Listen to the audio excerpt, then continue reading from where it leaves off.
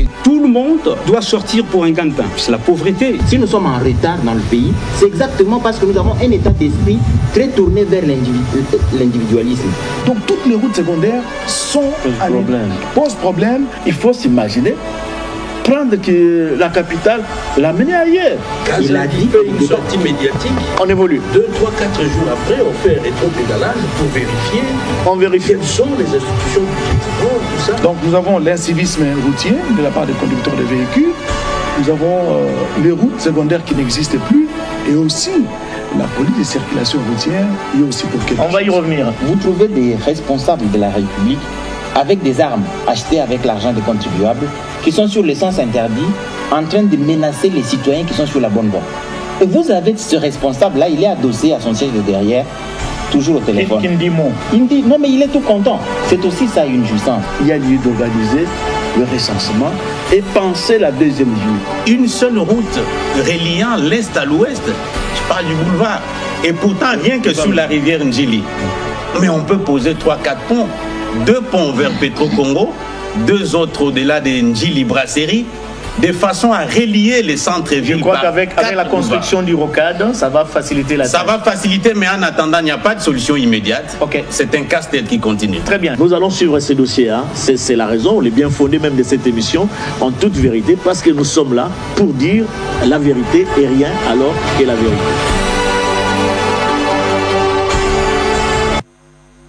C'est toujours un plaisir de vous retrouver, très chers téléspectateurs, dans cette émission. En toute vérité, elle va porter sur la succession de Vital Kamerhe au perchoir de l'Assemblée nationale. Il y aura également le braquage à Kinshasa qui est un fléau à éradiquer. Il y a les enjeux forestiers, la COP 30 au Brésil. Quelle est la particularité? Il y a enfin l'Osta de Tata Raphaël qui veut devenir, si vous voulez, Ali Foreman. Pourquoi ce changement? Nous en parlerons dans cette émission, autant de sujets parmi tant d'autres qui sont décortiqués dans cette émission pour dire la vérité et rien que la vérité, avec les étoilés, la presse historienne du présent au travers d'un débat citoyen et républicain, et comme tous les week-ends qui sont autour de cette table. Edith Chala, bon, bienvenue. Merci Blaise et bonsoir à nos téléspectateurs. Vous êtes journaliste à la rédaction du journal télévisé. Cédric Kenina, bienvenue. Merci beaucoup Blaise et merci à nos téléspectateurs. Vous êtes le rédacteur adjoint à la rédaction du journal télévisé. Bienvenue les grands Moufouengue. Bienvenue Blaise. Journaliste à la RTNC3. Alors, John Mvouabika, bienvenue.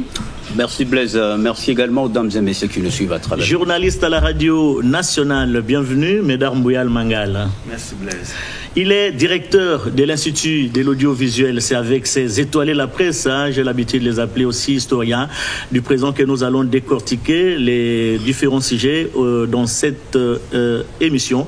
Et on commence d'abord par la succession de Vital Kamerhe au perchoir de l'Assemblée nationale. Il y a 12 candidats au total, 5 viennent de la province du Nord Kivu, 1 vient de la province du Sud Kivu et les autres viennent d'autres provinces. Nous allons parler dans cette émission. Pourquoi autant de candidats pour un poste à la présidence de l'Assemblée nationale, Edith Chala? Pourquoi autant de candidats? Parce que justement nous sommes en démocratie.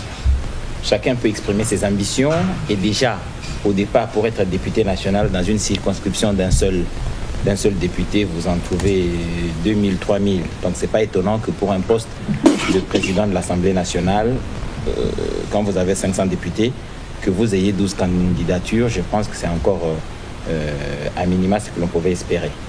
Donc, le président de l'Assemblée nationale ayant démissionné, la rapporteure ayant démissionné, adjointe, oui. La rapporteure adjointe ayant démissionné, il était tout à fait normal qu'il y ait des ambitions qui se manifestent, mais à une petite exception, le poste de rapporteur adjoint est réservé à l'opposition. Donc, les 12 candidats présidents de l'Assemblée nationale sont tous de l'Union sacrée. On est tenté de croire que c'est la démocratie, mais au finish, on sait qu'en termes de familles politiques, ils se réuniront et lèveront des options, bien entendu, pour que ça ne soit pas un désordre au moment de l'élection. C'est toujours comme ça que ça se passe. Et parmi les candidats, chers amis, il y a la candidature de Christophe Mbosso Okodia-Mpuanga. C'est l'actuel 2e vice-président au niveau de l'Assemblée nationale. Donc, au cas où, nous disons bien au cas où, Mbosso serait élu président de l'Assemblée nationale. Donc, le poste de vice-président va rester vacant. Qu'est-ce qui va se passer, Cédric Enina? C'est justement ça la grande question. Et sur ce point-là, il se pose un problème d'éthique. Parce que moi, je vois très mal qu'on ne soit pas concerné par les fatwas lancés par les élus.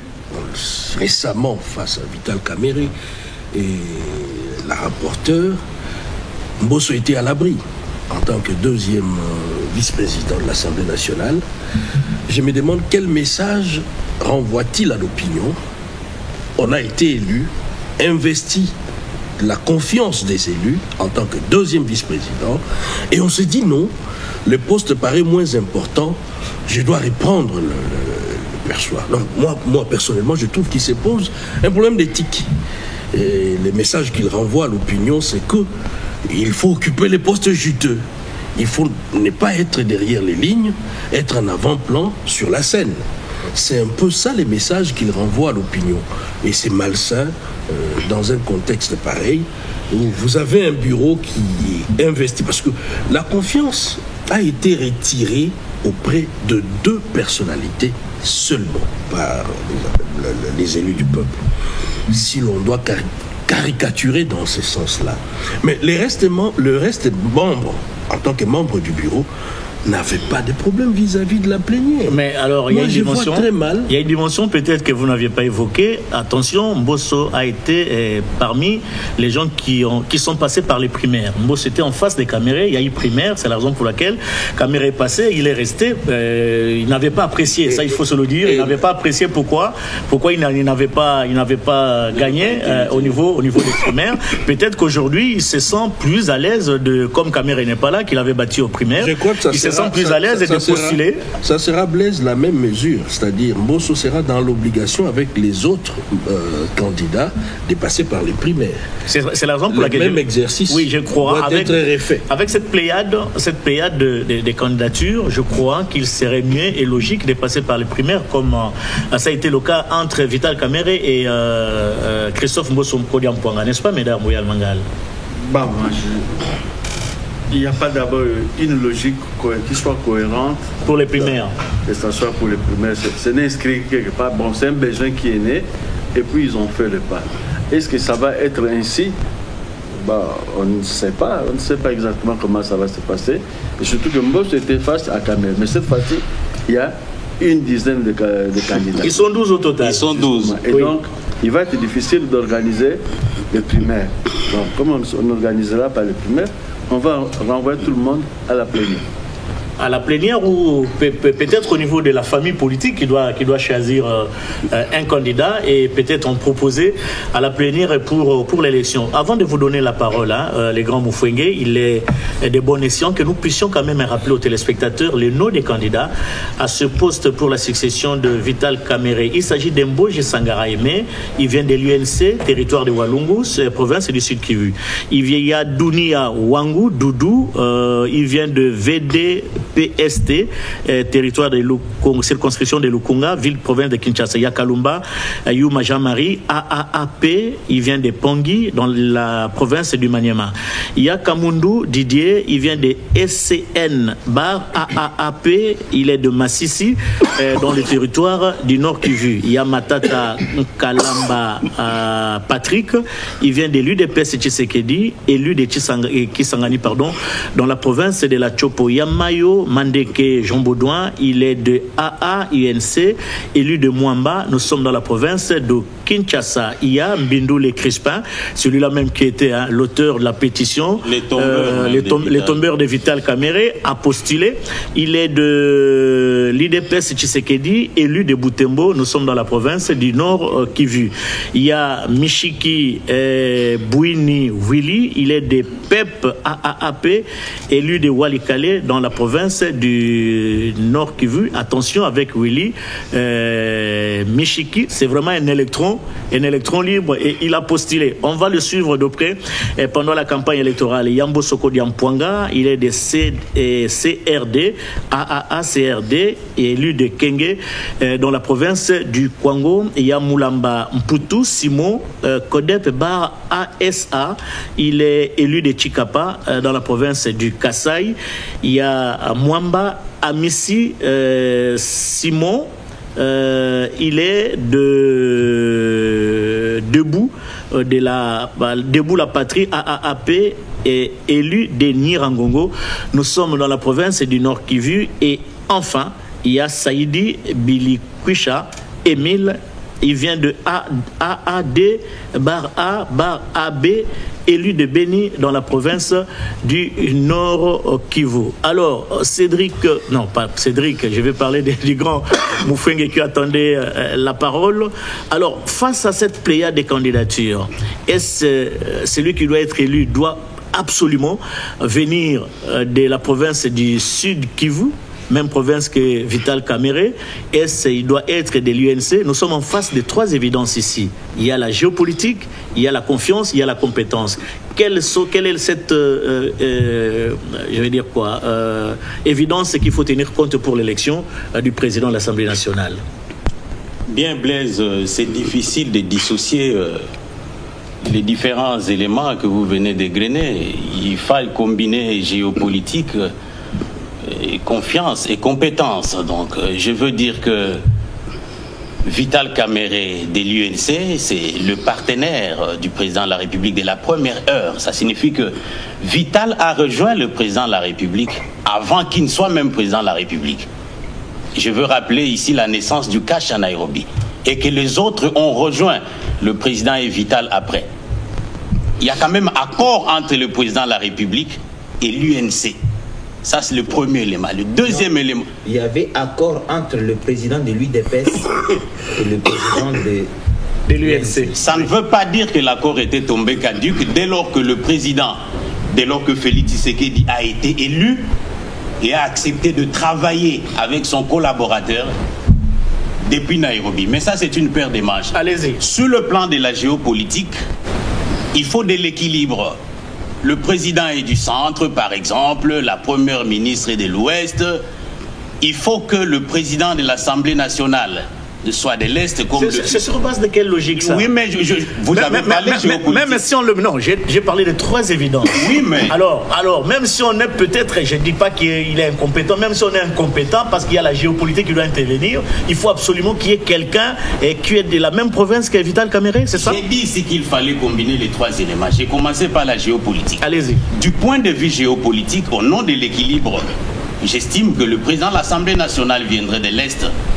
Le deuxième élément, c'est que, au nom du partenariat politique entre le président de la République et l'UNC, il peut être de l'UNC. Notamment, on peut soutenir la candidature d'un certain Aimé Boji, qui est UNC, plusieurs fois ministre, cofondateur de l'UNC, député national. Et Mayo oui, mais je n'ai pas fini. Oui. Mayo également, UNC, qui a un cursus. Il faut un compromis, à mon sens, d'abord au niveau de l'UNC, qui a 2 candidats, ou même plus, et puis les restes. Le dernier critère que vous avez égrené, c'est la compétence. Oui. Donc, à la géopolitique, à la confiance, il faut ajouter la compétence. On ne fait pas la BBC. Quelqu'un comme Boji est de l'Est, il a l'expérience politique en tant que ministre, en tant que député. Ça, c'est la compétence. Au niveau de la confiance, il est collaborateur du président de la République. C'est à lui d'apprécier. Est-ce qu'il a la caution? Il a la caution de Vital Kamerhe? La caution de Vital, lorsque j'ai parlé avec plusieurs députés, notamment... Vous allez parler, John. J'ai parlé avec plusieurs députés UNC. Il me semble que sa candidature n'est pas validée au niveau du parti. Et là encore, ça risque de poser problème. Il a déposé sa candidature ou s'est déclaré pas en connexion avec sa famille politique. Et qu'est-ce qui va se passer? Mais vous disiez au-delà ou par rapport à la pluralité des candidatures. Je crois que la première hypothèse, c'est d'aller aux primaires pour départager les uns et les autres. Tous les 12 ? Mais tous les 12. Sinon, vous laissez tout le monde compétir et la plénière va décider. L'enjeu, c'est quoi? Pour l'instant, Blaise, le patron de la majorité parlementaire, c'est le président de la République. Il a la même manette, c'est lui qui contrôle. Je ne pense pas que c'est lui qui sera élu. D'ailleurs, vous avez rappelé, tous, ils sont de l'Union sacrée. Et donc, sont contrôlés par le président de la République. Parce que essayer d'imposer une candidature telle qu'on apprend, ça peut créer des frustrations. Vous avez appris ça d'où? Oui, mais de mes sources, je suis journaliste. Attendons voir les choses. Oui, on attend voir. John Ouabika, vous partagez le même point de vue que les grands Moufwenge? Avant de prendre parole, je voulais prévenir de présenter tout de même des excuses pour le désagrément qui pouvait intervenir de temps à autre. Je suis grippé. Alors, je voudrais ici nous mettre dans le contexte du règlement intérieur avant de pousser très loin nos propres analyses. De l'Assemblée nationale. Nos propres analyses. Le règlement de l'Assemblée ou Je parlais du règlement de l'Assemblée nationale, parce qu'ici, il s'agit de l'élection du bureau, pas de l'élection du secrétariat général ou bien le bureau de l'Union sacrée. Le règlement intérieur, s'agissant de la candidature des membres du bureau, n'interdit nullement un candidat de pouvoir postuler lorsqu'il y a vacance à la présidence de ces bureaux, voulais-je dire. Pour preuve, nous en avons 12. Tout à fait. Ce qui fait qu'à la limite, comme le cas Mbosso, lorsque vous postulez, vous ne pouvez plus siéger aux plénières pour raison de conflit d'intérêts. Tout simplement ça. Mais sauf qu'il est en droit, de pouvoir postuler. Surtout qu'il n'y a pas incompatibilité, il n'est ni membre du gouvernement et tout ça. Ça, c'est un. Deuxièmement, parce que vous avez évoqué la géopolitique et linguistique, vous avez cité du Sud Kivu, autant de provinces. En fait, c'est un facteur de choix qui intervient en dernier lieu. En dernier lieu, pourquoi? Parce qu'il n'y a pas une disposition légale. C'est un organe délibérant qui légifère. Il y a le règlement intérieur, c'est le socle du fonctionnement de cette chambre-là. Alors, c'est que le choix de ce que vous appelez géopolitique ou l'équilibre entre provinces, c'est en dernier lieu du fait que ça relève des coutumes dans la pratique du pouvoir en République démocratique du Congo. Mais il n'y a pas une contrainte légale qui conditionne que lorsque le président de la République est du centre ou de l'Ouest, impérativement, on devait avoir X ou Y, parce que nous avons 4 institutions finalement, et on pouvait imposer un juge au niveau de l'appareil judiciaire, qui serait pas de... Vous voyez donc ce que ça va faire. Moi, je crois que nous sommes un État au XXIe siècle. C'était le même débat au niveau des gouverneurs de la ville-province de Kinshasa. À l'époque, c'était non, vous devez être Teke, soit vous devez être Umbu pour occuper. Ce sont de mêmes conditions. Alors, qu'est-ce qui va se passer? Vous avez évoqué la compétence. La compétence, quand je dis je ne partage pas l'avis de Grand Moufwenge, lorsqu'il cite Boji comme candidat potentiel, sans citer d'autres, Willy Michiki, ainsi de suite, mais sa référence, c'est son passage au gouvernement, ainsi de suite. On ne dit nullement cela. La compétence est inhérente à la gestion de cette chambre-là. Donc, s'il faudrait parler de l'expérience, seul celui qui a été membre du bureau pourrait disposer de l'expérience. Non, je ne veux pas citer les noms des individus. Je ne vais pas citer les noms justement des individus ou candidats. On suit votre regard. Non, mais c'est pas moi qui l'ai dit. Je suis dans la logique du règlement intérieur. Pourquoi l'on dit? Parce que président devait avoir l'ancrage politique, parce qu'il doit fédérer le député. Il doit avoir la compétence en termes de la communication et de la diplomatie. Parce que c'est lui qui est l'image de cette chambre, à l'international, mais aussi au niveau à l'interne. Parce que vous savez, dans le cadre de la diplomatie parlementaire, c'est le président de la chambre qui représente le Parlement à l'extérieur. Ce sont des compétences qui peuvent être valables. Mais du point de vue politique, on ne peut pas se voiler le visage. L'Union sacrée, comme tous sont candidats de l'Union sacrée, ils ont un terme consacré. Emprunté, je pense, de l'UDPS. Je l'ai appris à l'école du parti. C'est lequel? Qu'on parle de l'autorité des références. L'autorité des références ici, comme il y a des candidatures en lice pour le fauteuil et, du président Mbosso peut récupérer son poste au cas où il ne serait pas élu. Ça, c'est de un. Tout de même, Boji, c'est vrai que la démission au gouvernement est irrévocable, mais cela n'exclut pas définitivement Boji de revenir au gouvernement au cas où il y a nomination. S'il vous plaît. On fait un focus sur Boji. S'il vous plaît, s'il vous plaît. Si vous parlez de Boji. A-t-il bien fait de démissionner? Non, mais justement, je suis dans cette logique. Quelle garantie a-t-il eu pour démissionner? Je suis dans cette logique. Et postuler au perchoir à l'Assemblée. Je suis dans cette logique. Parce qu'ici, on redoute, au cas où Boji n'est pas élu président de la Chambre basse du Parlement. Il perd automatiquement son poste. Il perd pourquoi? Oui. Premièrement, parce que la démission est irrévocable dès lors qu'elle est acceptée par le président de la République. Ça, c'est de un. Et c'est son cas. Mais cela n'est pas justement définitif au cas où il pourrait avoir une alternative, une nomination officielle par ordonnance présidentielle, il peut revenir au pouvoir. Ce n'est pas que parce qu'il a démissionné, il a mal calculé. Mais le problème, c'est beaucoup plus. Excusez-moi, c'est là où je conclue. Oui, il faut conclure. Je pense que l'État congolais n'est pas à l'époque de la pierre taillée où on doit s'atteler à la géopolitique, qu'impérativement ces postes-là doivent être personnalisés. C'est la confiance, et la loyauté, c'est la compétence qui doit primer. Oui, il ne faudrait pas qu'il y ait un président de l'Assemblée nationale qui est en contradiction flagrante avec le président de la République. Edith Tchala, vous allez rebondir sur le propos de John Mouabika.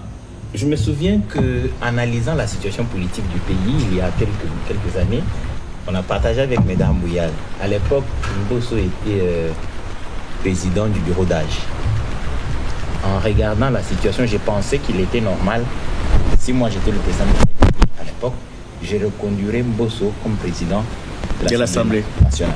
Je voyais ça comme ça. Mais ça n'a pas été le cas. Ça a été le cas justement.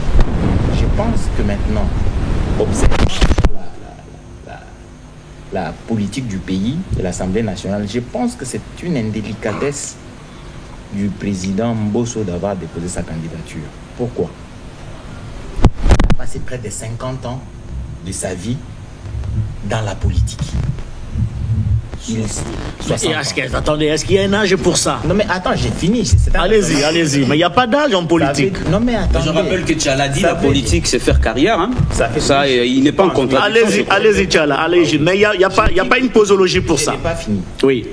Ces 60 ans doivent lui avoir servi ou doivent lui permettre de lire ce que les autres ne lisent pas. Il y a un poste vacant à l'Assemblée nationale. Il doit sonder les milieux et sonder l'environnement. Le président de la République est autorité de référence de l'Union sacrée. À toi, c'est pas moi qui vais dire au président Mbosso que le ministre de comment il s'appelle, le ministre de l'Industrie qui a démissionné pour l'Assemblée nationale. Boji Sangara. Je crois que c'est pas anodin, c'est pas ça arrive. Il est au gouvernement nommé par le président de la République. En tout cas, ce n'est pas de son propre. Mais les assurances viennent d'où pour démissionner? C'est ça justement. Mais Edith, il faut lire les signes des temps. Il ne décide pas seul de quitter le gouvernement. Ça veut dire qu'il a échangé avec la première ministre et au besoin, il a échangé avec le président de la République. Je vais démissionner pour entrer au Parlement et au besoin à l'Assemblée nationale pour postuler au poste du président de la République. Je crois que de l'Assemblée nationale. Déjà que ça est fait, je pense que pour les vieux routiers comme les Mbosso, ils devaient conclure que là, il y a un indice sérieux qui oriente attention, le président de la République aime beaucoup la vitalité démocratique. Il aime beaucoup ça. Il aime la vitalité démocratique. Et ici avec ces 12 candidats au niveau du perchoir de l'Assemblée nationale, nous vivons justement cette vitalité démocratique. Le président de la République est un politicien rompu. On est d'accord sur la question. Donc il ne fait que ça depuis avant de devenir président de la République. Donc il est président de la République, il ne continue de faire que ça. Donc Il ne faudrait pas penser que quand le président de la République dit qu'il aime la vitalité démocratique, ça veut dire qu'il devient spectateur. Pas du tout. Non, pas du tout. Je n'ai pas dit ça. Pas du tout. Je n'ai pas dit ça parce que c'est lui le maître à penser. Voilà. Ah oui. Je n'ai pas dit qu'il devient téléspectateur. Comme autorité de référence, ça veut dire qu'on lui posera la dernière question. C'est à lui que reviendra la dernière décision, la dernière orientation pour bien dire. C'est aussi simple que ça. Mais alors, il faut tenir compte aussi de la dynamique au niveau de l'Assemblée, hein, de l'Assemblée nationale. Tout à l'heure, vous aviez un peu écorché le vieux Mbosso. J'ai l'habitude de couvrir les activités des deux chambres du Parlement. Mbosso est très populaire aussi, hein, au niveau. Attendez, j'ai dit des choses que moi je vis au quotidien. Mbosso est populaire. Peut-être que vous ne l'imaginez pas. Est très populaire au niveau de l'Assemblée nationale. Biden. Mais on l'appelle d'ailleurs le vieux Biden. Vous comprenez? Alors voyons voir comment les choses vont se dérouler. Voyons voir les choses comment elles vont se dérouler. De toutes les façons, nous sommes les historiens du présent. Nous allons suivre de près ce dossier. Et Cédric Kenina, vous voulez ajouter quelque chose? Je crois que c'est un chapitre passionnant, mais j'aimerais bien. Il faut éviter justement la passion. Il faut éviter la passion. Justement, c'est que on ne peut pas éviter, d'autant plus que ce sont des candidatures. Non, mais ici avec des arguments discutables, et c'est là prête tout naturellement. Non, il faut éviter. Il faut éviter justement. Il faut éviter la passion. Allez-y. J'aimerais bien revenir sur ce qu'Edith Tchara vient de dire tout à l'heure. On donne l'impression que le président de la République a une main mise sur l'exercice parlementaire. Non. C'est le fait que Boji puisse démissionner de l'exécutif national. Il est de son droit. Regagner, c'est de son droit. Oui. Et cela ne doit pas effrayer les autres candidats. Pour lui qu'il a la caution du chef de l'État. Il a la caution de la première ministre ou du chef de l'État. Pas du tout. Président de la République. Pas du tout. C'est une option qu'il a prise. L'option levée, c'est, du point de vue politique, c'est d'abord à ses risques et périls. Parce que nous ne devons pas donner l'impression, ça je l'ai dit encore, que l'Assemblée nationale est une caisse à résonance d'une poignée de personnes ou des personnalités qui tirent les ficelles derrière les rideaux. Aimé Boji est dans une logique, ça c'est selon moi, de l'UNC, c'est-à-dire le poste revient à l'UNC, le président Kamere quitte la fonction pour des raisons que nous connaissons, et que dans cette même lignée, nous pouvons avoir une candidature UNC qui sera certainement portée par les élus nationaux. Ça, c'est son appréhension, son approche par rapport au contexte actuel. Mais la réalité, c'est quoi? La réalité est que c'est une course qui est ouverte. Une course qui est ouverte, qui n'est pas fermée, et qu'on soit de la majorité ou encore du pouvoir, on est en droit, tout naturellement, de se faire candidat. Mais donner l'impression que Boji serait un ticket préalablement béni. Qui a dit ça autour de cette table, qui a dit ça? Ce n'est qu'une impression. Ce n'est qu'une impression, Cédric. Ce n'est pas une impression, c'est une lecture. Justement, ça c'est encore avec beaucoup plus de précision. Là, il s'enfonce encore. Allez-y. Sur ce point-là, je crois que les choses doivent être claires. Je reviens maintenant quant à l'exercice, parce que Bédard a dit que ils ne sont pas dans l'obligation de tenir les primaires, mais il y avait déjà un précédent, c'est une jurisprudence. Pourquoi l'avoir fait avec Kamere et l'éviter maintenant avec les 12 autres candidats qui sont apparemment tous de l'Union sacrée? Et ça c'est encore pire parce que nous n'avions pas 12 candidats quand Kamere était candidat. Il n'était qu'à 2. Voilà. Non, à 3. Qui encore? Il y avait Bati. Je crois bien Bati. Bati faisait partie. Avec 3 candidats. Levé Modeste Société là. On devrait régler les différends à partir du primaire. Maintenant qu'on en a 12, qu'est-ce qu'on fait? On doit éviter les ridicules devant la plénière. Les mieux serait de recourir à une expérience récente qui est celle-là. Je crois très bien que la majorité parlementaire serait dans la cohérence de ses idées si nous reprenions le même exercice avec Kamere et que ça soit tenu de la même manière avec les 12 candidatures pour que nous ne puissions pas soupçonner. Et l'hypothèse de voir le retrait de certains parmi eux n'est pas exclue. Hein? Oui, par honneur et par dignité, on peut voir d'autres candidats se désister avant même la tenue. Après un compromis en interne. Vous ne pensez pas? Je ne pense pas qu'il va y avoir des désistements. Non, désistement. C'est sûr. Oui. Il va y avoir des désistements parce que j'imagine dans les candidatures déposées, il y a certainement. Vous ne pensez pas quoi qu'il y ait des primaires? Il y a des primaires. Non, mais en politique, il n'y a jamais des mathématiques. Rien n'est jamais écrit d'avance. Très bien. Parce que nous avons eu dans le passé les primaires, il faudrait que nous ayons les primaires. Non, mais le grand ici, on le dit assez souvent, on se réfère à Machiavel. Je crois que les politiques congolais le savent, ils se réfèrent aussi à Machiavel ou à Mazarin. La politique, il n'y a pas de morale, il n'y a pas de bon sens. On prendra la décision qui conviendra en ce moment-là. Il y a quelques mois ou quelques années, ou une année ou deux ans, il fallait qu'il y ait primaire. Il y a eu primaire. Rien n'indique que maintenant, il va y avoir primaire. Quand il y a eu primaire, peut-être qu'on avait le temps d'organiser les primaires. Aujourd'hui, on n'a peut-être pas le temps d'organiser les primaires. Alors, qu'est-ce qui va se passer? Qu'est-ce qui va se passer, Médard? Qu'est-ce qui va se passer? L'Union sacrée va se réunir devant ces 12 candidats qui ont postulé. C'est à l'Union sacrée de faire d'en faire le choix ou l'arbitrage. Bon, c'est possible, mais les candidats se sont déjà prononcés. Ils sont allés vers l'Union sacrée. C'est juste pour déposer la candidature. C'est la plénière. Mais l'Union sacrée ne s'est pas encore prononcée. Oui, c'est-à-dire l'Union sacrée peut se prononcer et le candidat peut aussi rejeter le point de vue de l'Union sacrée. Il veut affronter la plénière. Il va même à titre personnel, oui. Chef. Oui, Blaise. Et en fait, ce qui est curieux, probablement ça se passe que chez nous, l'impression que j'ai, que les gens se battent pour des postes de responsabilité. Ailleurs, on fuit le poste de responsabilité. Démocratique, ça fait partie du jeu démocratique. Toi, tu blagues avec le pouvoir. S'il vous plaît. Oui, ça nous plaît. Le pouvoir. S'il vous plaît. Qui fuit les pouvoirs?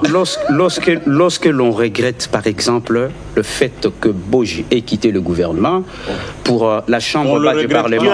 On le regrette. Nous avions constaté. Vous constatez. Oui, qu'il a quitté le gouvernement. Vous constatez. Oui. Mais avec des phrases introductives du risque, avoir pris le risque de quitter. C'est comme si les gouvernements, parce que l'on gère un crédit, est plus avantageux que celui qui sert la population. Dans une certaine mesure, nous devons avoir le sens de la gestion ou de l'intérêt commun. Lorsqu'on a ces sens-là, je ne peux pas comprendre que finalement, qu'on tient mordicus à ces postes-là. Ce n'est pas correct. Au contraire, ça nous révèle l'irresponsabilité ou l'inconséquence dans certaines tâches que l'on prend. Parce que vous citez le cas d'Mbosso. Il y a eu Papi Niango qui a une pétition qui reprochait à la gestion de Mbosso pratiquement le même grief coulé dans le dossier Caméré. Mais je ne comprends pas. C'est vrai qu'on peut dire que la politique est dynamique. Je peux me poser la même question. Qu'est-ce qui a changé au candidat Mbosso pour en fait affûter et ses mêmes collègues il est de son droit. Il est de son droit de postuler. Alors, voyons voir comment les choses vont se passer. Il jouit de son droit de pouvoir postuler. Nous l'avons dit.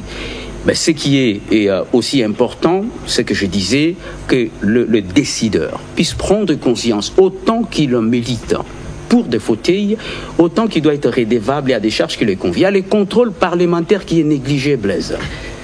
Les contrôles parlementaires. Entre eux, ils nous révèlent par moments ces points ont été relevés, mais ça n'a pas été. Il faut le voir, il faut le voir quand ils auront. Il faut corriger dans ce que John dit. Il dit quoi? Le pouvoir. Ailleurs. Oui. Les gens font le.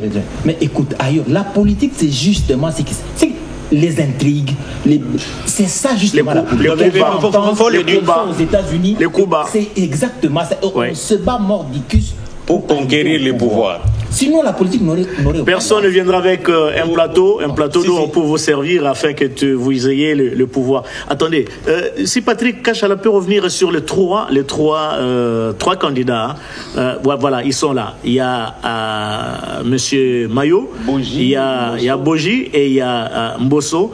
Si vous étiez demandé d'en choisir un, vous préfériez prendre qui d'entre les trois? Vous parliez tout à l'heure, Blaise, de la dynamique constatable au sein de l'Assemblée nationale. Ça veut dire quoi? Il y a un mois passé, on a assisté à la chute de Caméré. Il avait démissionné. Il a démissionné. Il a évité la plénière. Il a démissionné. La pression était telle que... Mais c'était quand même élégant. C'était élégant de sa part de démissionner que d'affronter la plénière. Oui, ça veut dire que l'herméneutique ou l'interprétation qu'on peut faire de la pétition qui a coûté les perchoirs à Caméré, c'est que vous parliez de la dynamique. J'ai l'impression que l'Assemblée nationale a besoin du changement, du renouveau. La candidature de Mbosso conduit à la mémété, comme disaient les philosophes. Les autres candidatures, Boji, Mambeke, Willy, Michiki, incarneraient les changements. Mbosso a déjà été président de l'Assemblée nationale. Sa candidature est légitime. Bindoule et les autres. Mbosso a déjà été président de l'Assemblée nationale. Il est actuellement deuxième vice-président. Il a donné ce qu'il a donné, octogénaire. Mbosso a plus de 60 ans de carrière politique. Et alors? Non, mais j'ai dit sa candidature. Alors, c'est que on ne veut pas du même, de la mémété. On veut du dynamisme, on veut du changement. On fait ces débats sans tenir compte du profil. Quels sont les enjeux actuels au niveau de la Chambre basse du Parlement? Quels sont les enjeux? Et il faut dresser les profils. Les gens qui seront élus doivent répondre à quoi? Les profils et les enjeux doivent être au même diapason. On n'a pas ces éléments, les débats se cramponnent sur des individualités. Donc ça frise sur la qualité du débat. Quels sont les vrais problèmes au niveau de l'Assemblée nationale? On va peut-être clôturer cette thématique. Le contrôle parlementaire. Avant même le contrôle. Vous savez que les administratifs sont en grève illimitée. Oui. Il y a eu les désordres terribles. C'est violent la grève du personnel administratif. Regardez la paperasse, tout ce qu'on a jeté. Mbosso a géré, Caméré parti, mais Mbosso et les autres faisaient partie du bureau Caméré. Les leçons qu'il donne maintenant, les renouveaux qu'il veut apporter. Mais il a eu la présidence. Moi, je crois que l'Assemblée nationale a besoin du renouveau. Comme disaient les Italiens, on a besoin de l'aggiornamento. Il faut renouveler les choses. L'aggiornamento, ça veut dire le renouveau. Oui, je sais. Alors, dans ce cas-là, nous allons clôturer ce débat sur la succession de Vital Caméré. Ils sont 12 candidats au total.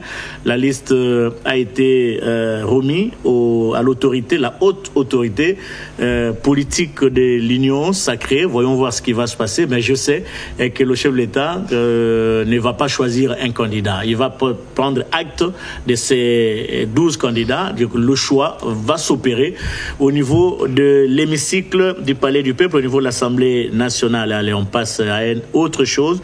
Nous parlons de braquage à Kinshasa. Un fléau à éradiquer. Le dernier cas en date, c'est ce braquage qui est lié au niveau de la banque sur Victoire. Nous avions parlé de ça la fois passée d'une façon un peu lapidaire. On n'a pas beaucoup insisté.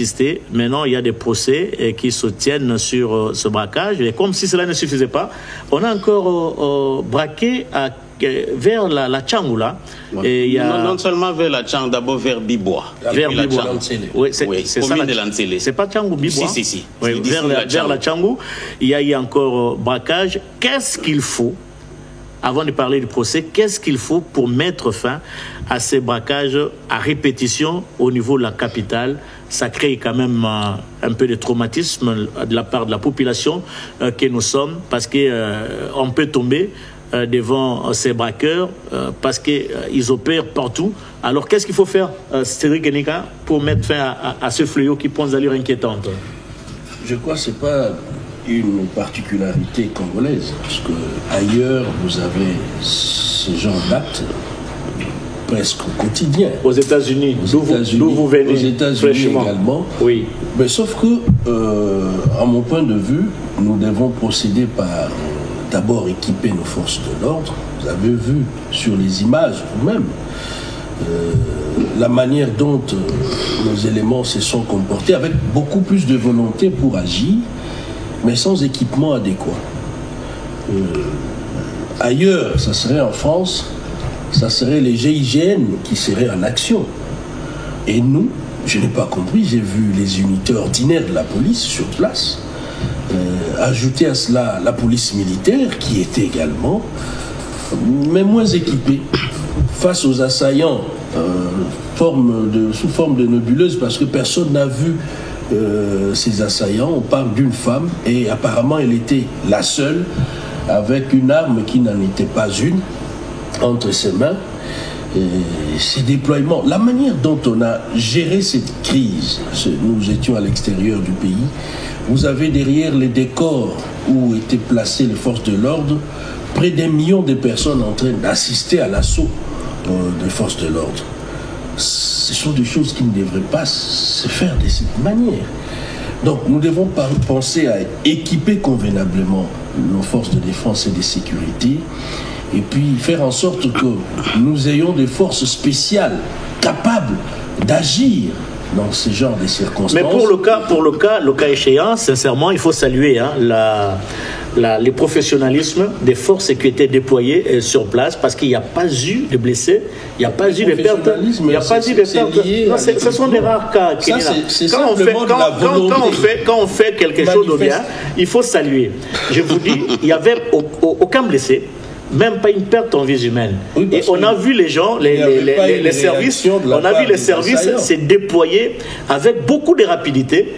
C'est-à-dire qu'il y avait quand même cette vigilance. Ça, il faut saluer, même si je suis parfaitement d'accord avec vous qu'il faut des moyens, le matériel pour équiper les forces de l'ordre. Oui, papa? Oui, mais il ne faut pas négliger l'analyse ou la lecture de Kenina. Je n'ai pas négligé. Oui, justement. Moi, j'ai rappelé la rapidité avec laquelle les forces de l'ordre sont intervenues pour qu'il n'y ait pas de blessés et qu'il n'y ait pas de morts d'hommes. Absolument. Oui. Pourquoi je dis? Parce que la police a une unité ou brigade, si vous voulez, qu'on appelle anti-terreau. La police a une coopération traditionnelle avec l'Égypte. L'Égypte, ce n'est pas n'importe quel pays en formation de la police. Ils ont toute une académie qui draine pratiquement plusieurs pays. Ça ne commence pas aujourd'hui. On forme la police de temps à autre. Il y a la Colombie, il y a plusieurs pays. Alors, la formation théorique, pratique sur les lieux, lorsque vous revenez dans votre pays, il est important. Alors, aujourd'hui, on parle des Kabasélé, c'est le moyen logistique qu'on n'avait pas avant. Il fallait en ajouter tant d'autres. Le caméra de surveillance, Blaise, dans des pays comme Dubaï, pourquoi on ne fait pas autant de braquages? Mais il y en a dans des banques quand même. Même, justement. Même à Raobank de Victoire, il y a caméra de surveillance. Vous avez cité Victoire parce que vous dites professionnalisme. Avant Victoire, il y a eu plus de 5 braquages. 2 à Massina quartier, 3 avec Mordom. Je vous rejoins, Blaise. Nous saluons les cas de Victoire parce qu'il y avait cette rapidité avec laquelle nous parlons braquage. Nous parlons braquage. Le braquage comme sujet n'a rien à voir avec Victoire. Nous parlons du phénomène. Sur la société, nous vivons avec qui enregistre des morts. Qui enregistre des morts. Le problème, c'est essentiellement l'équipement de la police, la formation. Je ne peux pas négliger parce que je citais de partenariats que la police a et dans le cadre de réforme qu'on apporte au niveau de la police. Il faut renforcer. Mais l'équipement, je cite les caméras de surveillance. Comment vous pouvez faire la géolocalisation des criminels après leur forfaiture s'il n'y a pas des caméras de surveillance qui retracent le fait? Dans la ville, dans les grandes agglomérations, dans des grandes altères. Ça, c'est un problème qui ne pouvait pas prendre aussi du temps dès lors qu'on observe ces phénomènes prendre de l'ampleur telle que nous le vivons aujourd'hui. Ça, c'est un premier élément. Deuxième élément, le SIAT et sous-SIAT, c'est dans quelles conditions? Avec quel équipement militaire? Dans le sous-SIAT. Ce sont des conteneurs qui n'est pas climatisé, qui ne connaît pas. C'est là où on garde pratiquement tout le véhicule. Est-ce que vous savez que la police participe et à la mobilisation des recettes à travers les AT, même au niveau de la DGI. Mais la rétrocession devait essentiellement aider la police à pouvoir et avoir suffisamment de moyens, ne serait-ce que pour son équipement. Je ne parle pas de ce qu'on appelle solde ou autre chose. Je ne parle pas de ça. Je parle de moyens logistiques devant permettre à la police d'agir comme une police professionnelle. Les caméras de surveillance, comme on fait l'éclairage public, moi je pense qu'on pouvait en faire autant. Comme on fait je vis aujourd'hui avec fibre optique qui passe sur des rues, on devait en faire autant aujourd'hui. Parce que c'est un processus. Il y a des efforts considérables. Même le VPM chargé de l'intérieur a parlé de toutes ces dispositions et pour que la police soit équipée. C'est un processus, je ne défends personne, mais je prends au mot le VPM de l'intérieur. Je crois qu'avec le temps, on va tenir compte même dans les conditions dans lesquelles travaillent les sous-SIAT à travers la ville de Kinshasa. Mesdames, Mouyamanga, placez un mot sur le braquage qui devient un fléau inquiétant et il faut à tout prix l'éradiquer. Oui, c'est une question qui concerne la sécurité. Au-delà de la police, la population doit participer ou contribuer à la gestion de l'information, à l'information, parce que la plupart des gens qui braquent, ils viennent des communautés. Ils viennent, et donc, ce sont des gens qui vivent avec la population. Ils vivent au milieu de la population, oui. Et la population les connaît. Et donc la population, au niveau de Kinshasa, doit avoir le courage de dénoncer. Pas seulement à Kinshasa, mais là. Oui, mais partout à travers le pays. Oui, la population doit avoir le courage de dénoncer les malfaiteurs. Parce que souvent, parfois, on assiste à des faits comme ça. On a arrêté les malfaiteurs, ou les femmes en train de pleurer. Parce que cette complicité, quand il y a des dégâts, c'est le gouvernement qui est responsable, c'est le président de la République. Mais tant qu'il n'y a pas de dégâts, les parents se manifestent. Ouais, cette manière dont les parents partagent la sympathie vis-à-vis des enfants connus et identifiés et matriculés comme des malfaiteurs. Alors donc, la police elle-même ne saura pas maîtriser les choses. Il faut renforcer le mécanisme de la gestion de l'information pour aider la population, créer par exemple le téléphone numéro vert qui pourrait permettre à la population de dénoncer. Très bien. Alors, Elie Tchala, on a arrêté Madame Honorine Porche avec d'autres assaillants. On a également arrêté les forces de l'ordre qui étaient à la base de la publication des images sur les sévices subis par Madame Torche.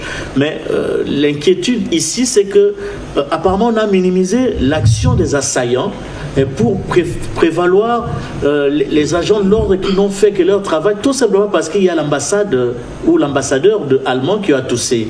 Et ça, c'est pas normal. Je pense que ce braquage aurait eu lieu à Stuttgart, que nous, on n'aurait pas eu à intervenir. Je sais que madame a une nationalité allemande, mais... Quelle madame? Madame Honorine Porche. Oui. Elle a une nationalité allemande, mais les faits sont commis en République démocratique du Congo et c'est la loi de la République démocratique du Congo qui sera appliquée. Je pense que les magistrats sont suffisamment outillés pour ne pas être influencés par qui que ce soit, ambassadeur d'Allemagne soit-il. Je pense que la loi doit être appliquée dans sa stricte rigueur. Et je ne veux pas dire qu'elle risque la peine de mort, mais je crois que parce qu'elle est jugée par un tribunal militaire, il y a des faits qui ont conduit à ce que ce soit la justice militaire qui soit requise pour prendre en charge cette question-là. Le tribunal militaire fera comme il fait d'habitude et les coupables seront sanctionnés sévèrement. Mais maintenant, il y a certains, je crois, ceux qui se font appeler très souvent défenseurs des droits de l'homme, qui, moi, je considère que parfois, ils profitent des situations pour se mettre un peu en exergue. Ils utilisent les réseaux sociaux, les médias, pour montrer que ils connaissent ce qu'on appelle droit de l'homme. Mais l'homme, ce n'est pas seulement celui qui est criminel. Le bon citoyen est aussi un homme tout autant respectable. Qui mérite respect et considération. Respect et considération. Oui. Vous avez vu tous les défenseurs des droits de l'homme parler d'Honorine. On l'a déshabillé, vraiment, on l'a violenté, c'est pas correct. Ces hommes-là doivent être sanctionnés. C'est comme si l'acte qu'elle a commis était normal. Donc, ce sont des animaux qui ont été traumatisés à la banque. Eux, ils peuvent être traumatisés, c'est très bien, c'est normal. C'est pas un problème, c'est tout à fait normal. Eux, ils ne sont pas des hommes. Ils n'ont pas de droit à faire valoir. Bon, celle-ci a été déshabillée, c'est criminel, vraiment, il faudrait que les auteurs soient traités avec rigueur. Mais ils oublient de dire que Madame Honorine doit être traitée autant avec rigueur. Plus de rigueur que les autres. Rigueur, parce qu'elle aussi a violenté des gens et elle s'est retrouvée dans une association de malfaiteurs.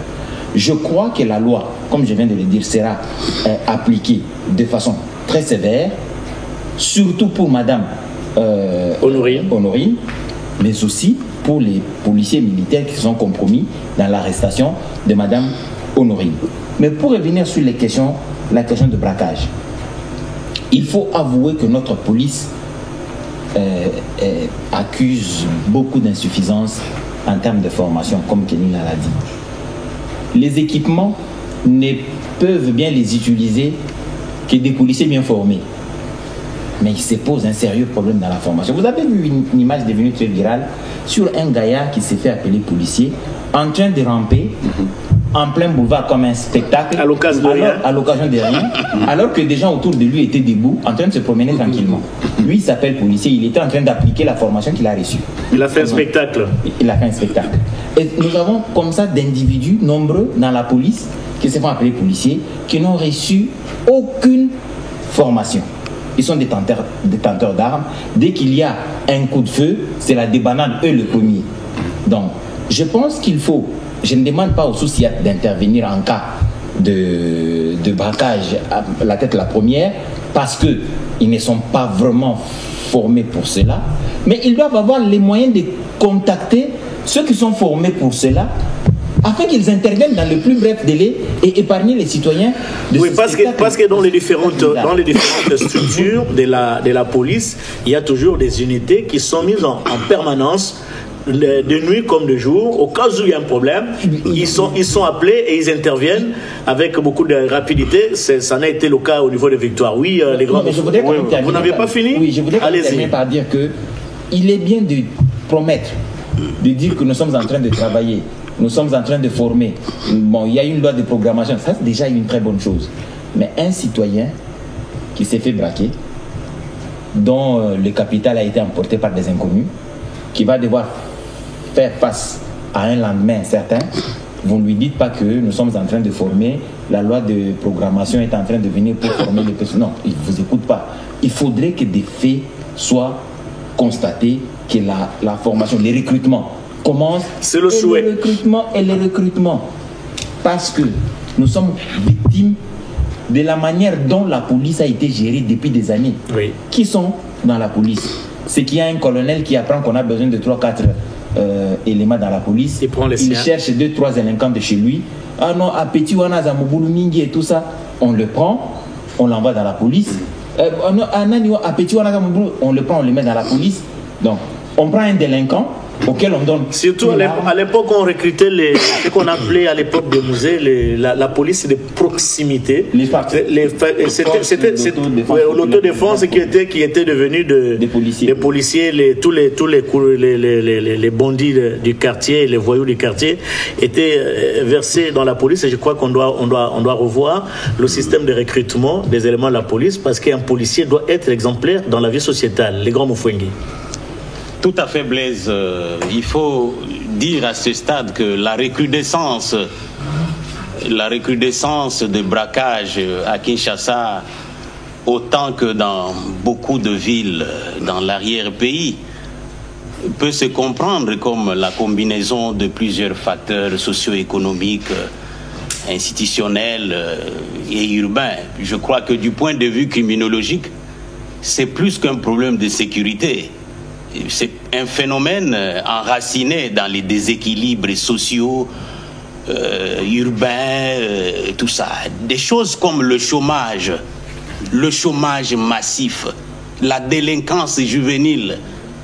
Lorsqu'on n'a pas de mécanismes d'insertion sociale, de récupération de gens, dans un contexte où le travail est très difficile, la criminalité devient job, même si c'est condamnable. Alors, très rapidement, qu'est-ce qu'il faut faire? Il faut une approche intégrée. Nous saluons le professionnalisme de la police en termes de réaction. Mais pour beaucoup d'observateurs, notre police ou nos forces de défense agissent surtout en termes de réaction il y a un grand travail à faire. Il faut anticiper. Il faut anticiper. C'est là où il y a faille. Voilà. Il faut prévenir. Et il faut constater et puis penser au système de sécurité au niveau de chaque commune qui travaillerait en connexion avec la police, avec les systèmes d'intelligence, comme vous voulez. Mais très rapidement, la comédie parlait de maintenant, de l'immédiateté, comme on dit. Il faut faire des bouclages spontanés dans des quartiers de Kin. D'où viennent les armes avec lesquelles tous ces gens opèrent? On n'informe pas. Vous arrivez à Mombele, vous bouclez, vous fouillez. Et les bouclages se font, non? Non, j'ai dit, mais il faut renforcer. Ces armes viennent d'où? Les assaillants semblent mieux armés que parfois beaucoup de sous-siètes. Beaucoup d'autorités sont mieux sécurisées que des vases étendus. Vous allez de Campem jusqu'à Lantélé. Il y a combien de sous-siètes? Mais il y a des autorités qui ont 8 et 6 jeeps de policiers armés jusqu'aux dents. Mais ces armes-là doivent aider à sécuriser notamment la population. Quel est cet État où les dirigeants sont mieux sécurisés que les peuples? Et puis ils passent devant. Ils passent devant, Blaise. Les gens qui sont... Une autorité, sa jeep est là, devant il y a 3 jeeps de policiers. Derrière 3 autres. Ouais, mais ils ont aussi droit à la sécu, non? Oui, mais non, c'est exagéré. Ils ont aussi droit à la sécu, c'est la raison pour laquelle ils sont autorités pour ça. Ils doivent être sécurisés. Ok, allez, on avance. Nous dénonçons, on va jeter par là, le fait que lisez tous les théoriciens de l'État, je m'en tiens à Thomas Hobbes, l'État comme Léviathan. L'État, c'est d'abord la sécurité des personnes et de leurs biens. Il n'est pas normal que nos autorités soient mieux protégées. C'est le rôle de la police. Et que la population. Très bien. Il faut y travailler. Espérons que les choses... Il faut rappeler qu'il y a déjà une motion au niveau de l'Assemblée nationale. Les noms du député m'échappent. On a interpellé le VP Macha de l'Intérieur à cause de cette recrudescence des braquages. Un député voudrait des explications claires. Il est de droit de C'est un exercice parlementaire. Je crois que il est de droit de se députer, d'avoir des éclaircissements. Non, pas spectacle, mais en tant que député, il a droit. Ouais, il est là pour ça. Et le VP me dit chaque vendredi dans le Conseil des ministres. La situation est calme, la situation est bonne. Écoutez, mais si doucement, Tchala, c'est moi qui ai la police des débats. Si la situation est calme, le VP ne peut pas le dire au Conseil des ministres? Heureusement que vous commencez par ci, et tout l'enjeu est dans les cibles. Allez, on passe. Vous voulez encore revenir sur ça? Non, je voulais apporter une précision sur en si peu de mots alors. Sur le dire des mots. En si peu de mots.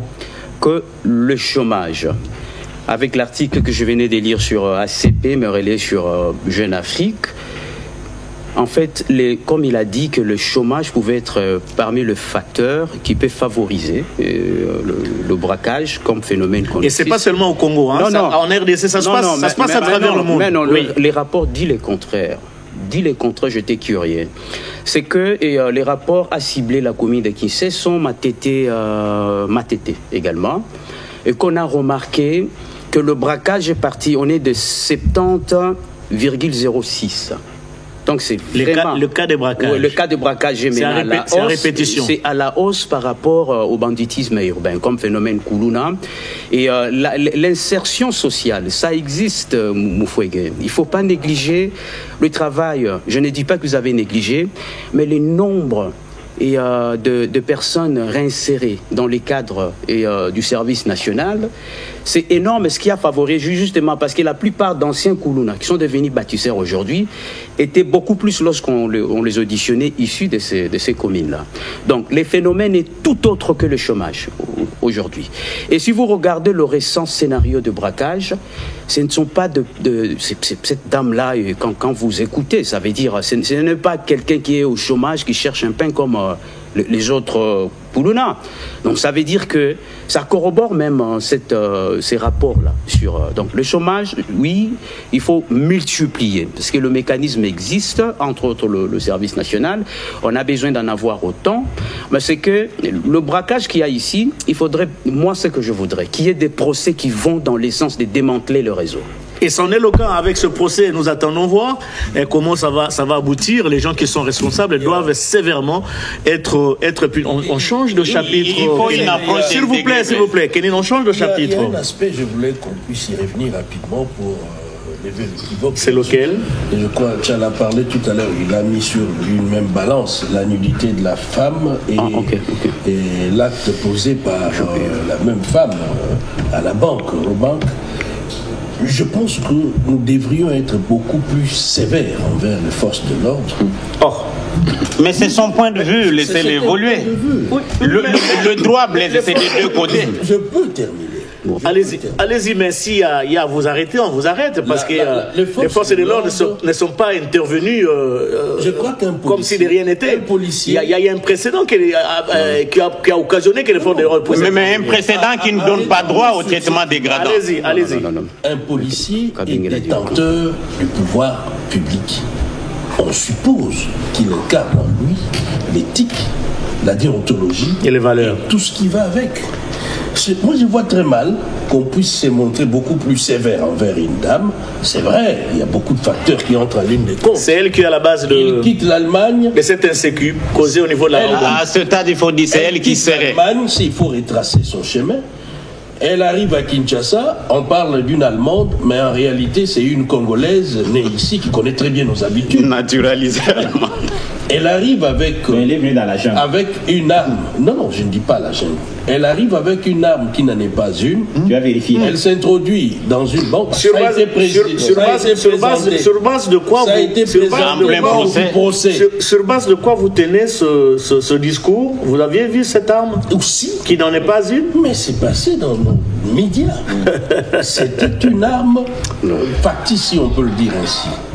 La dame s'est fait surprendre parce que c'était de l'amateurisme, le fait de s'introduire ainsi dans une banque qui est en principe hautement surveillée. Et en fin de compte, ce sont des images, des nudités qui se transmettent entre forces de l'ordre, notamment certains officiers et les militaires des rangs. Soyons quand même... Excusez Blaise, il faut épargner Kenina. Tombons d'accord. Il n'y a personne qui a soutenu. Il n'y a personne qui a soutenu. Il n'y a personne qui a soutenu ces images. De banaliser, de mettre sur une balance, non. Il n'y a personne qui a soutenu. S'il vous plaît. S'il y avait eu des morts, il n'y a personne qui a soutenu. Il n'y a personne. S'il vous plaît, Tchala. Personne n'a soutenu, est-ce que je peux parler? Personne n'a soutenu les actes imposés par les forces de l'ordre. Il n'y a personne qui a soutenu. Mais nous disons, il y a un discours international. Nous disons que les forces de l'ordre ont agi parce qu'il y avait un fait et qui a été posé. Un acte qui a été posé. Mais ce n'est pas la raison pour qu'on puisse montrer la nudité de cette femme. Et ce qui est encore envenimé, où tous les chats qui dormaient se sont réveillés, c'est le fait que l'ambassadeur allemand puisse placer un mot, et c'est tout le monde qui s'est réveillé pour condamner ça. Ça, ce n'est pas normal. On affirme. Combien de Congolais, s'il vous plaît, combien de Congolais ne subissent pas de tel sort à l'extérieur? Non, n'affirmons pas. Même si nous ne pouvons pas passer. S'il vous plaît, Blaise. Mais ce n'est pas une raison. J'ai couvert le procès hier. Il faudrait pas, s'il vous plaît, il faudrait pas faire les affirmations, s'il vous plaît. S'il vous plaît, j'ai couvert le procès. Il faudrait pas faire des affirmations que la police n'endosse pas encore la responsabilité. Hier, l'audience était essentiellement axée sur l'identification des prévenus. Il y a 2 qui sont en cavale, 5 qui ont comparé en personne. Il faut attendre mardi pour comprendre effectivement à qui est. Mais pour Maître Kabengela, ça c'est très important, Blaise. Vous savez, parce qu'on parle des images sur la nudité, mais on oublie que l'acte était terroriste. Les terroristes ont des dispositifs, ont des explosifs parfois dans leur corps. Ça c'est un élément majeur d'un... En fait, les défenseurs des droits de l'homme connaissent tout ça. Non, mais ils comprennent, mais c'est un cas de légitime défense. Il faut attendre parce que c'est un cas de légitime défense. Il faut. Ah oui. Vous savez, pour neutraliser un terroriste, on le fait pas comme un simple bandit. Oui. Vous savez ce qui s'est passé sur la place Victoire. Vous pouvez pas imaginer. Vous étiez aux États-Unis. Peut-être vous avez suivi sur le réseau. Et ça a pris combien de temps pour neutraliser tout ce monde? Il faut attendre. Je crois qu'à partir de mardi, c'est déjà l'instruction. Vous allez comprendre. À travers les dépositions, vous allez découvrir certains aspects. Mais un terroriste, peut-être parce que les images, vous avez tombé sur ces images, mais le terroriste, on ne le neutralise pas comme un simple monsieur. Pas du tout. Pas du tout. Allez, on change. Allez, on change. S'il vous plaît. On va changer. S'il vous plaît. Nous clôturons ce chapitre pour passer à l'environnement avec ces enjeux forestiers de la COP 30 qui va se tenir au Brésil. Belém. C'est du 10 au 21. Novembre. C'est sous peu alors. Ouais, sous peu. Allez, alors, ce n'est pas la première. Nous sommes arrivés au 30, c'est-à-dire qu'il y a eu premier, deuxième jusqu'au 30. Mais quelle particularité doit-on donner à cette COP 30 qui va se tenir au Brésil, John Moufoui, John Moufoui. Voilà. C'est les deux ensemble. En tout cas, l'enjeu majeur pour la COP 30, si le Congo est très sérieux, je crois qu'il va tirer une bonne... Mais nous sommes sérieux, non? Qu'est-ce qui se passe? Non, mais Vous croyez qu'on n'est pas sérieux? Le Congo n'est pas sérieux? Il faut interroger les rapports de la Cour des comptes sur le crédit carbone. Vous allez comprendre beaucoup de choses. Je répète pour 10 ans ceci. La COP 30 est essentiellement sur les forêts tropicales. Et nous, le Congo, avec le bassin du Congo, on a le puits majeur du carbone mondial, à l'échelle mondiale, c'est sur le bassin du Congo. Le crédit carbone aujourd'hui, c'est vendu, c'est vrai, il n'y a pas de réglementation, c'est ça la faiblesse justement, parce que ça vaut des millions. Ça vaut des millions. Les pollueurs, parce que qu'est-ce qui se passe avec cette conférence, par exemple la conférence des partis? Ça sera le même rituel qu'on connaît, des équilibres climatiques, les mêmes pollueurs qui sont là et qui ne donnent pas l'argent. Voilà. Mais non. Mais avec nous d'abord, c'est l'éligibilité. Parce que l'enjeu sont des forêts tropicales. On a ciblé le Brésil, l'Indonésie et le Congo. Et le Congo, nous avons notre bassin du Congo, il y a l'Indonésie qui est sans ignorer. Vous êtes éligible sur le marché carbone. Mais qu'est-ce qu'on fait des marchés carbone justement? Parce que moi, je suis plus au niveau local. Dans la répartition de crédit carbone, on prend des entreprises homologuées au niveau national qui bénéficient des 100% des pollueurs, qui acceptent, nous sommes pollueurs, payeurs, on paye ce qu'il y a. Vous en contrepartie, parce que vous avez un crédit, une unité vaut, je crois, 1 tonne de crédit. Alors, c'est vendu autour de 15-17 $ américains qu'on ne connaît pas. Mais le sérieux problème au Congo, on peut partir encore, parce que vous avez dit, c'est autant des conférences, non? Des conférences sur le climat nous sommes arrivés à la 30e. À 30e. Mais c'en est trop. Alors, mais sans bénéficier de quelque chose. On revient avec le même slogan, la même thématique, le même terme de référence. Mais non, mais les mêmes promesses. Mais parfois on fait... Et pourtant, nous sommes un pays solution, comme l'avait dit le président. Pays solution, c'est sérieux. Oui. Parce que nous, avec des tourbières, des mangroves qu'il y a ici, on permet justement l'absorption des gaz à effet de serre mondial. Pour 2 ans, autant de trucs. Mais vous partez, ce qui est prévu dans la répartition... Mais quelle est la particularité, John? Épargnez-nous un peu de considérations généralistes. Quelle est la particularité de la COP 30 par rapport à d'autres qui ont étudié? Non, mais la particularité, je dis, c'est des forêts tropicales qui se trouvent sur ces 3 pays-là. Mais en termes de bénéfices, on gagne quoi? En termes de bénéfices, il part pour la justice climatique. Ça n'existait pas de tous les COP qu'on partait. La justice climatique, les bénéficiaires majeurs, c'est là que je disais, c'est plus les peuples autochtones qui ont droit à 25% sur tout ce qu'ils gagnent chez les pollueurs. Mais allez-y voir ce qu'ils font. Mais ils n'en bénéficient pas. C'est justement ça la grande question, qu'il faudrait interroger ce qui représente la RDC dans ces grands messes climatiques mondiales. Parce que ces gens-là, eux, ils constatent les cadres légaux. Ce n'est pas que le Congo. Le Brésil, aujourd'hui, se développe avec la forestation, de tout ce qu'il y a là, mais à cause des crédits carbone. Mais alors, mais on est dans les mêmes conditions. Ça veut dire qu'il y a un problème, parce qu'on n'en est pas. Et à la première conférence, nous ensemble... Le problème se situe à quel niveau? Le problème actuellement, parce que le Congo est éligible à la vente des crédits carbone, nous les vendons, mais il faut une gestion durable des forêts. Nous ne sommes pas des politiques. Quand vous partez, vous partez. Mais c'est déjà entendu. Oui, c'est Edith Chala. Je crois que le grand problème de la République démocratique du Congo, c'est de ne s'être jamais mise au niveau des enjeux. Si, comme le Brésil.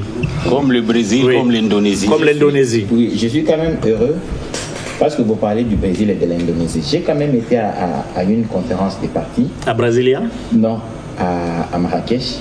Au Maroc. Oui, au Maroc. J'ai vu un ministre de l'Environnement. Les nôtres? Oui. Auquel il fallait expliquer l'importance. Il y a une organisation des 3 bassins, le Mekong, l'Amazonie et le bassin du Congo. Oui. C'est le Congo qui devait devenir président, mais il fallait qu'il y ait un ministre de l'Environnement pour participer à cette remise reprise. Il n'était pas là? Non, mais j'ai vu... ne citez pas les noms. J'ai vu aussi Pano. Pourquoi? C'est en toute vérité. Ne citez pas les noms. C'est en toute vérité. Non. Ne citez pas les noms, oui. Qui est, je crois... Pourquoi ne pas citer les noms? Pourquoi pas? Ça gêne en quoi? Ne citez pas. Mais Blaise, ça gêne en quoi? Ne citez pas. Un média qui se respecte, si le média enregistre beaucoup de droits de réponse, c'est-à-dire que le média dans son mode opératoire a péché. Alors nous ne voudrions pas tomber dans ce piège. Allez-y. Oui, mais je parle du négociateur senior à l'époque, Tossi Panopane, parce que ce sont eux qui ont mené les négociations. Je l'ai vu presque supplier le ministre pour qu'il comprenne l'importance de supplier. Bon. Donc, il a fait le déplacement de Marrakech sans toutefois avoir une idée sur ce qui va se passer. Comprendre les enjeux. Il y a plusieurs petits forums, ateliers et tout ça. Bon, c'est pourquoi je dis qu'on ne s'est pas encore mis au niveau des enjeux. Le président de la République a dit que la RDC pays solution. C'est une vision. Et c'est une déclaration forte de conséquences au niveau interne. J'étais quand même heureux d'apprendre de l'actuel ministre de l'Environnement que le pays n'avait pas d'outils. Ouais, la réglementation. Quand vous parlez des peuples autochtones qui doivent profiter... Pendant tout ce temps, on n'avait pas d'outils. Il n'y a pas de réglementation. Je vous ai dit. On n'a même pas de code forestier. Voici le code forestier. Ça existe. Voici ce qui s'est passé. Ça existe, les grands. Il y avait des individus qui réfléchissaient de la forêt congolaise à l'étranger. Allez au journal officiel, vous allez en trouver. Ils arrivent, ils vous disent ce qui doit être fait. Nous pensons que pour protéger la forêt équatoriale du côté de Maïndombe, voici ce que nous allons faire. Il faut que le pays dispose d'éléments. Ça veut dire que quand nous avons les moyens, si nous avons autant d'argent pour protéger les forêts à Maïndombe, par exemple, à l'Équateur, voici ce que nous allons faire. Nous avons des micro-barrages à construire pour éviter les déboisements. Nous avons ceci à faire. Nous avons des projets qui existent, des programmes ensemble. Ça n'existait pas encore. Je crois que maintenant, que la ministre elle-même l'a dit, elle va se mettre en place. Elle va mettre en place ce qu'elle appelle la forêt c'est nous. Dans cet ensemble-là, il va y avoir plusieurs programmes avec les ingénieurs forestiers qui existent dans le pays pour travailler sur les besoins. Il y a quelqu'un qui place un mot sur ça et puis on termine avec ce sujet de Tata Raphaël, oui. Oui, j'allais dire que tout ce qui est dit à développer, c'est bon. On est parti de la COP 1, on est à la 30e édition. Oui. Des COP, c'est de l'agacement. À mon sens, la RDC a toutes les potentialités d'assurer les leaderships environnementaux. Il lui manque seulement une pensée coordonnée, une planification. Qu'est-ce que je veux dire par là? Si on a la redevance minière, on a la redevance, par exemple, ici nous parlons audiovisuel, il faut apporter à ces forats ou ces forums quelque chose de pensé, de planifié, qui puisse mettre le partenaire intéressé à nos potentialités environnementales, que ça puisse bénéficier aux populations locales. Mais ça doit être bien pensé, pas tâtonné. Pas tâtonné. Est-ce qu'on peut coordonner la parole? Qu'il termine d'abord, et puis mesdames, vous allez prendre la parole. Allez-y. Pas tâtonner, ça veut dire quoi? Mais ça ressemble un peu, nous parlons forêt et environnement, à toutes les richesses dont nous disposons. Nous avons les richesses dans tous les secteurs. Sur le plan de l'environnement, c'est cette mutation qui nous manque. Potentialité, oui. Mais de quelle façon nous devrions en tirer Attendez. Mesdames, vous placez un mot avant que tu aies le vrai problème au niveau des COP, c'est que les pollueurs ne sont pas encore disposés à payer. Pourquoi? Même à reconnaître ce qu'ils font. Mais pourquoi? Parce qu'on ne sait pas assurer le leadership. Non, ce n'est pas lié au leadership. C'est la volonté. Ils ne payent pas, mais dans les mines, ils nous rétrocèdent la redevance. Dans les mines, ils payent. Non, les grands Moufouengue. Je vous en prie. Il ne faut pas vociférer. Il ne faut pas faire le mélange. C'est un débat, on ne vocifère pas. Partir du secteur minier et le transférer à l'environnement, penser gagner les mêmes résultats. Non, il est dans l'environnement. C'est pas la même chose. Quand vous avez Trump qui quitte l'accord de Paris, vous lui demandez d'influencer avec son niveau politique d'influence. Il quitte l'accord de Paris. Vous faites quoi pour le convaincre de revenir?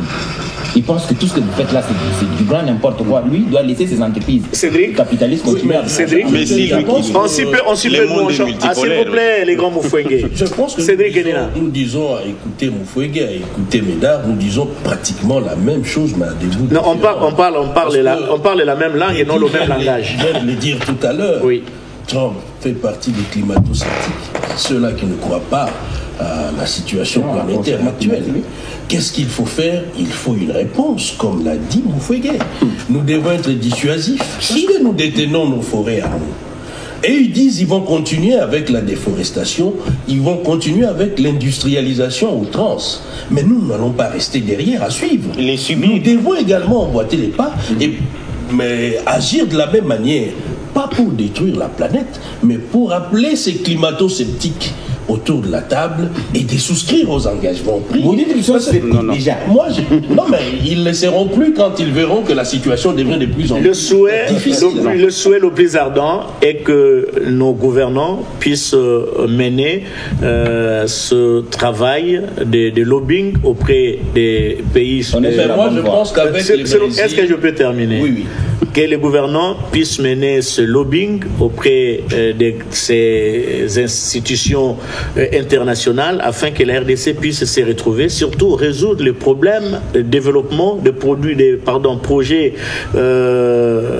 qui peuvent faciliter les conditions de vie aux autochtones, parce que les autochtones bénéficient absolument de rien, et ce qui est manque à gagner ou un déficit dans ce secteur. Allez, on passe. Ce n'est pas seulement une question du secteur de l'environnement. C'est une question transversale. Le ministère de l'Industrie, le ministère... Ok. C'est très bien.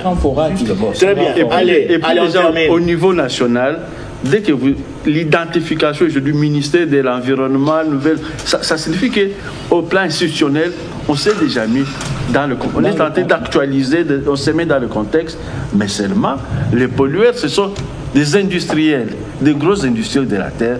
Ils regardent d'abord leurs propres intérêts et on n'a pas infoué que ils sont égoïstes. Ils sont égoïstes.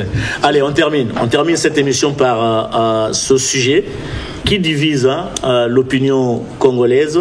On a passé la nuit, on se réveille le matin, on dit nous, le stade Tata Raphaël va devenir stade Ali et Foreman, tout simplement parce qu'il y a eu ce combat du siècle de boxe qui a opposé les deux, et rappelons que c'est Mohamed Ali qui avait remporté ce combat de boxe, et aujourd'hui avec l'arrivée de Mike Tyson et l'organisation de toutes les festivités et marquant, c'est quoi, les 50e anniversaire, je crois, à moins que je puisse me tromper, mais ma mémoire me trompe rarement.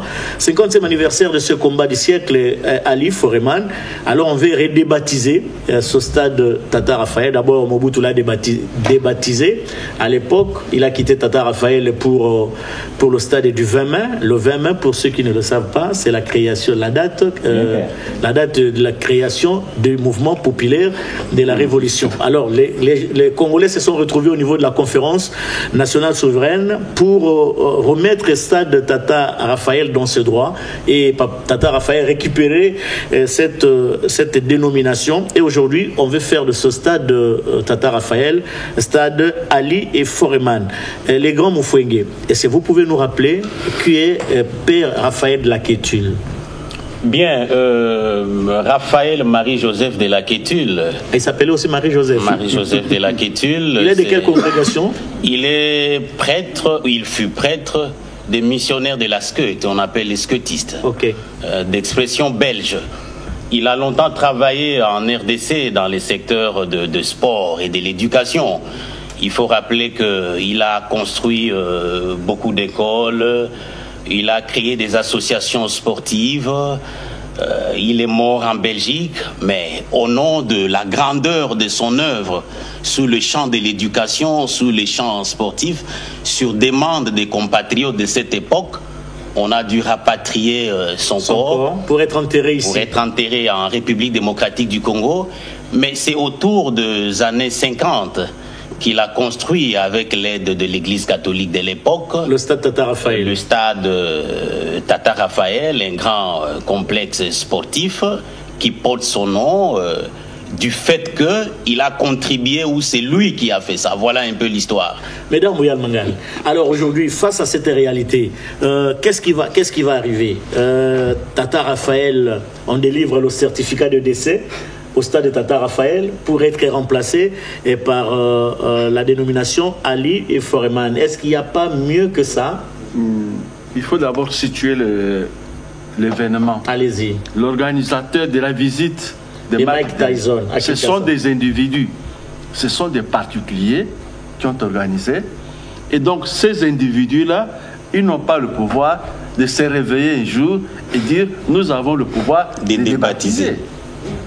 Ces gens-là, parmi eux, aucun député, même pas le gouverneur de la ville de Kinshasa, même pas le ministre de l'Intérieur, même pas le bourgmestre de Kalamo. Des gens qui n'ont rien avec le pouvoir capable de prendre l'initiative. Puisqu'il y a eu du succès, entre guillemets, de la visite de Magda. Qu'ils ont récolté le succès, que ça s'arrête là.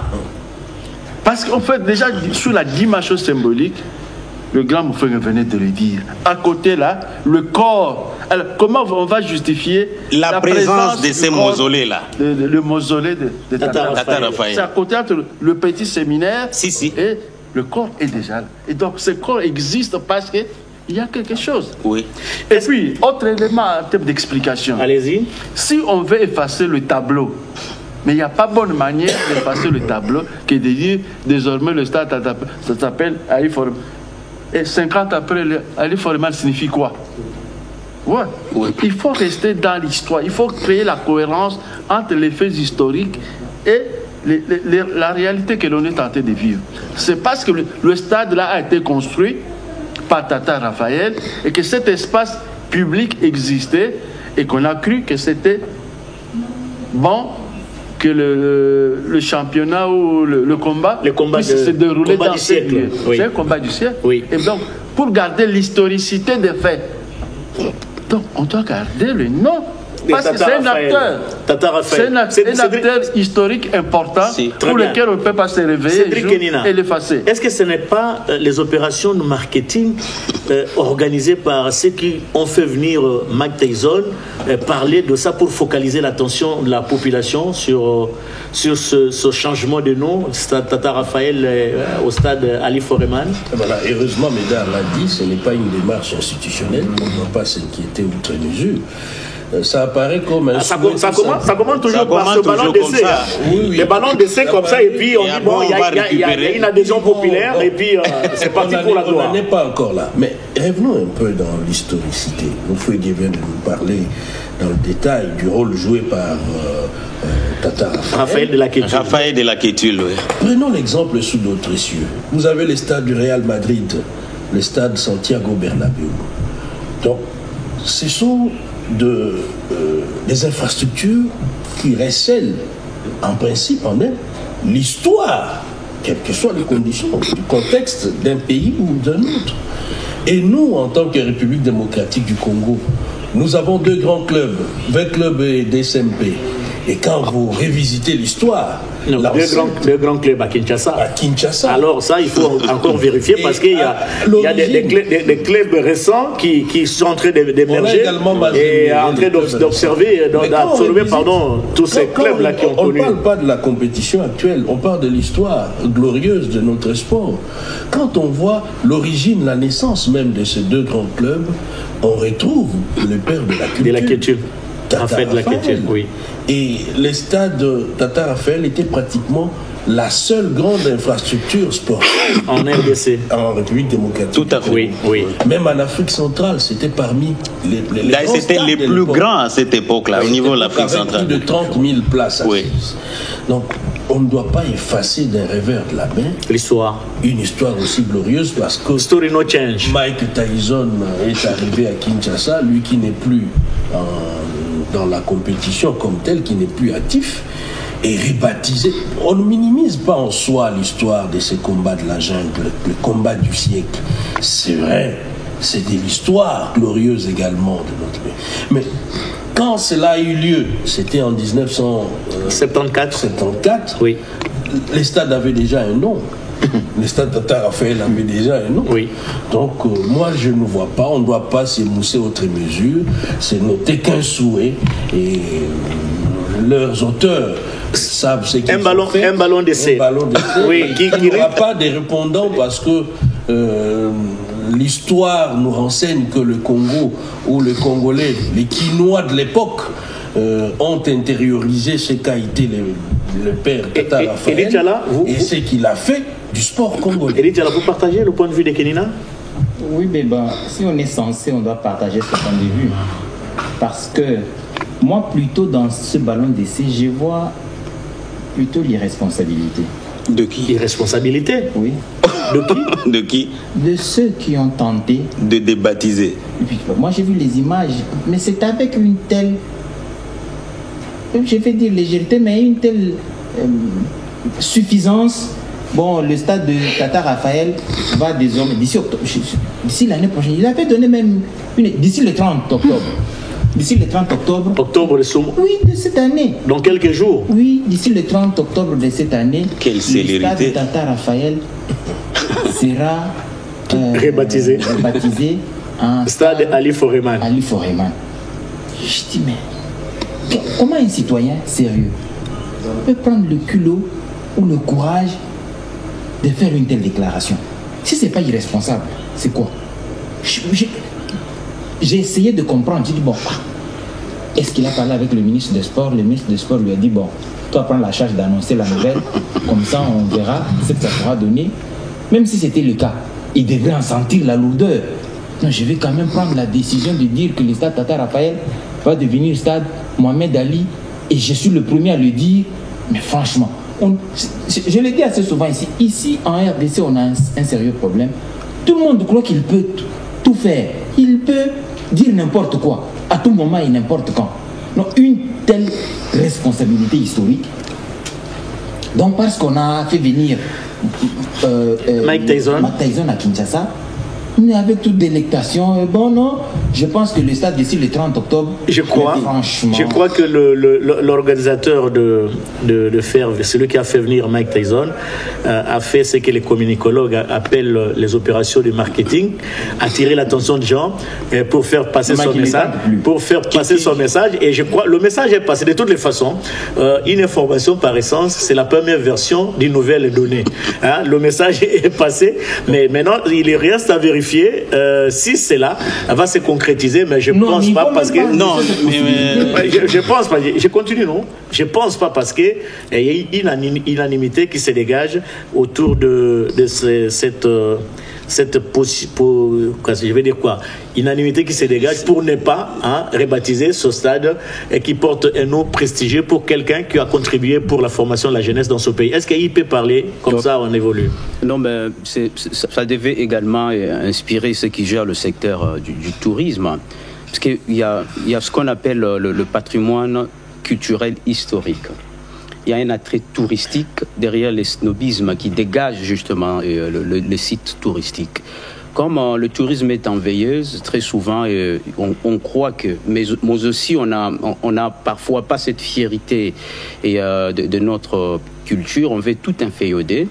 On croit que en tentant cette aventure, ça peut avoir plus de l'attrait que de présenter l'identité originaire.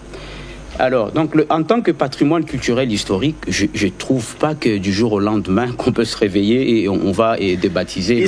Histoire, on n'échange pas l'histoire. Les Anglais disent story, no change. Nous avons besoin de notre stade Tata Raphaël. S'il faut chercher un autre stade, peut-être de construire et donner le nom d'Ali Foreman, ça serait une bonne chose. Nous sommes conservateurs. Le stade reste le même. S'il faut changer, il faut alors entamer des négociations pour que cela puisse changer, mais je crois que ça ne sera pas une chose facile. Laissez-moi vous dire bonjour. Qu'est-ce que je dis moi? Laissez-moi vous dire merci. Merci beaucoup. Laissez-moi vous dire merci pour vos interventions, combien pertinentes comme d'habitude. Merci également à toute l'équipe technique chapeautée par Patrick Cache, L'Oréal. Merci aux téléspectateurs de suivre toujours Vérité et rien que la vérité, l'émission en toute vérité, produite chaque week-end, rediffusée officiellement le mercredi. Merci à tout le monde. Nous aurons le plaisir de vous retrouver le week-end prochain avec la même ferveur. Merci beaucoup. Merci.